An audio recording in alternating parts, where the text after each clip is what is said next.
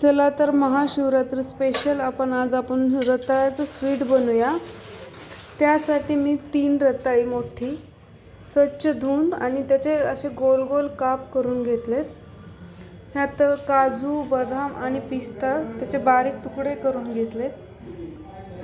तूप आहे 2 चमचे तूप, एक मोठा बाउल गूळ, एक छोटा चमचा जायफळ पूड आणि एक छोटा चमचा वेलची पूड आहे।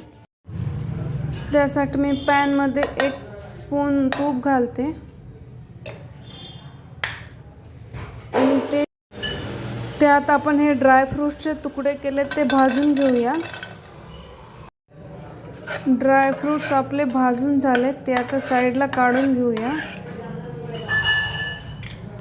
आता त्याच पॅन मध्ये आपण 2 स्पून तूप घालूया आणि आपले रताळी वाफून घेऊया त्याच पॅन मध्ये।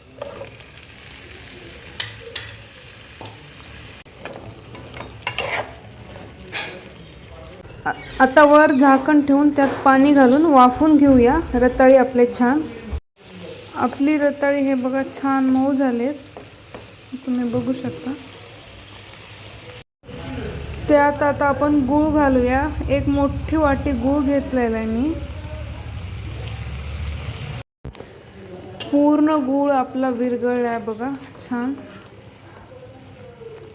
तर त्यात आपण आता वेलदोड्याची पावडर आणि जायफळाचं पावडर छोटे 1 चमचा घेतलं ते घालूया दोन्ही पण।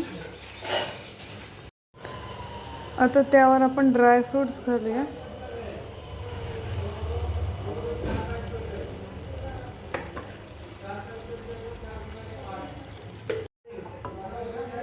आपलं स्वीट झालं तयार, हे बघा।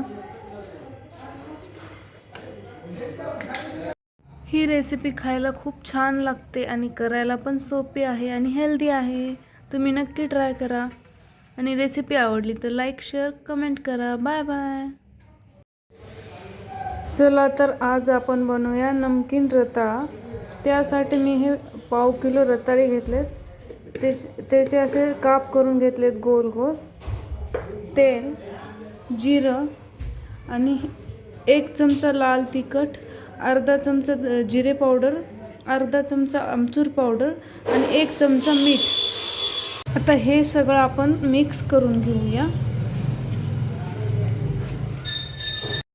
तेल आपलं तापले, त्यात 1 स्पून जिरे घालूया आणि त्यात कट केलेली रताळी घालूया।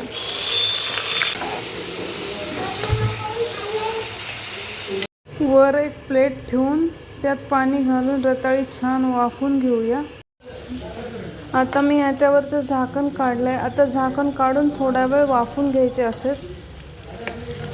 हे बघा आपली रताळी छान मऊ झाली आहेत। मगाशी आपण पावडर केलेले लाल तिखट, जिरे पावडर, आमचूर पावडर आणि मीठ ते घालूया ह्यावर।